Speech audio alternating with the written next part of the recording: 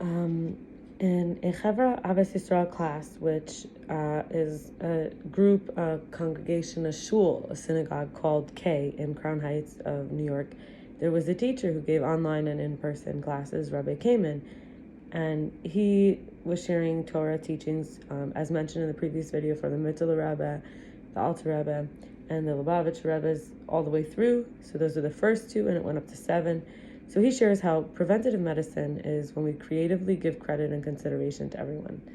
This stops a lot of problems in its tracks. Also, in life and in the people in it, including ourselves, become new again when we're willing to be kissed and embraced by the Creator, the creative spirit itself. There are 7 beloved shepherds, nourishers, luminaries. They're like the 7 guests, the Rebbes. Rabbi meaning Rosh Bnei Yisrael.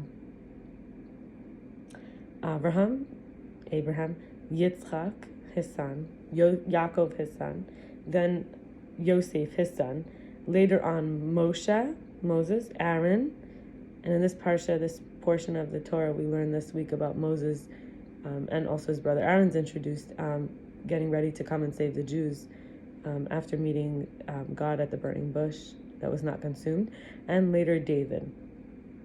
And so when we learn Avram, Yitzchak, Yaakov, they were all buried in what we call the Ma'aras HaMachpelah, the cave that was bought by Abraham, the Hittite, from Ephron. Abraham from a Hittite, a Chiti named Ephron. So Abraham and his wife Sarah, Yitzchak and his wife Rivka, Yaakov and his wife Leah, not Rachel. His wife Rachel was buried elsewhere for a few reasons. One, so they could pray on the way when they were in exile, and 2, because she gave her sister Leah the chance to be with Yaakov as the first wife. She told her the secrets, even though Leah didn't know.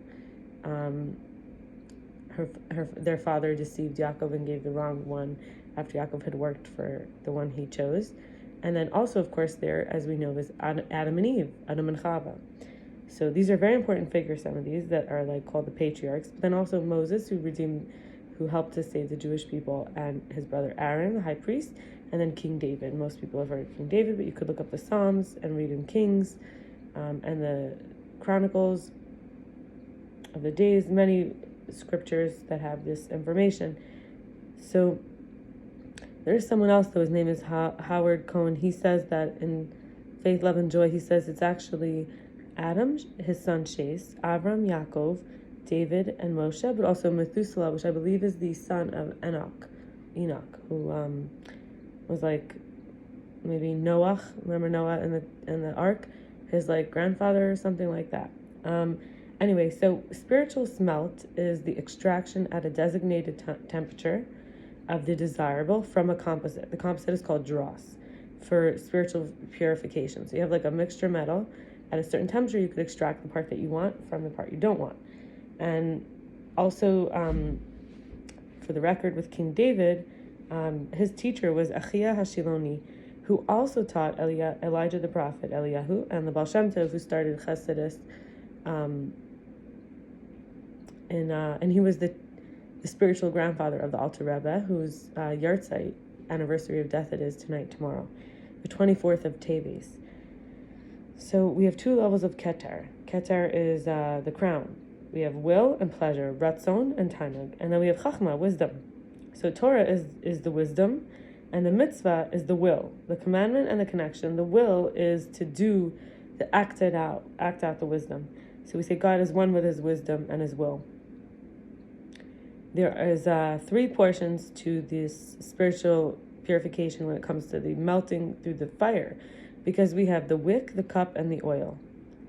The neshama level, these are unified, like we have the conduit, the fuel, and the vessel. Neshama means soul. So the Torah needs mitzvos, operations, to latch on, and then it can illuminate.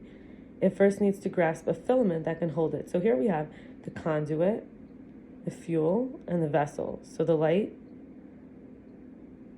and that which it can travel through, and that which it enters. And I will share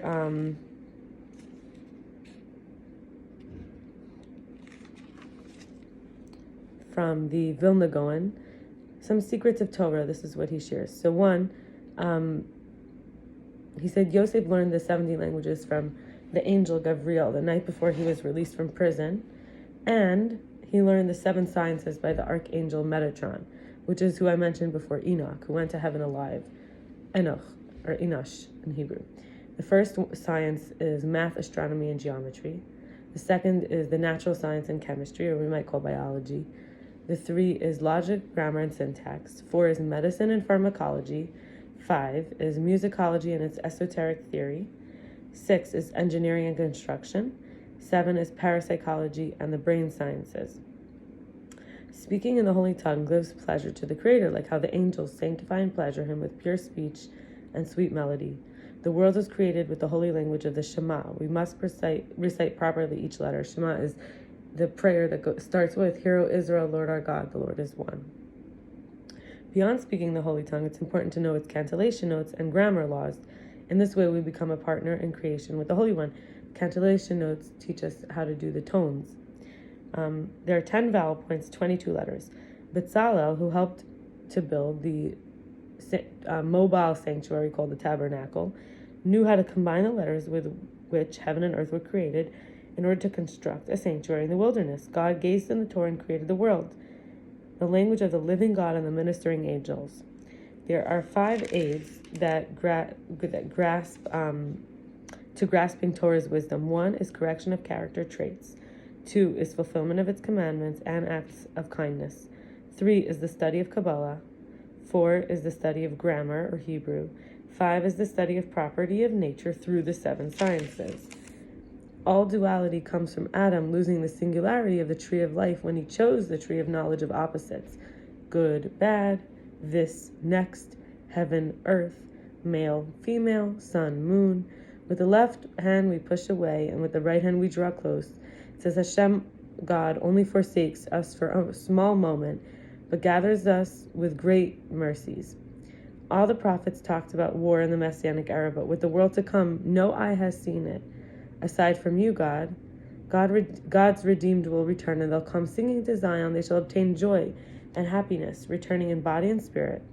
When there's no dissension or division between the 2 Mashiachs, the Mashiach ben Yosef, the son of Joseph, and Mashiach ben David, the son of Yehuda, who was a descendant was David, then the great force, function, and activation powers to the fullest degree will occur. Tes, or 9, signified the ultimate good, especially in a dream. This is the numbered attribute of Yesod, which relates to Yosef, and is to do with the pelvis, the creativity, the abundance, secrets, like some of these topics. One whose eye looks for good is blessed, and he who gives of his bread to the poor. So that's from Proverbs by Solomon. And I will stop here, but I look forward to sharing more interesting topics after Shabbat, after the Shabbos. I wish you all the best Shabbos, and trust and faith and wisdom, and the secrets to be revealed to you in the most gentle and tolerable way.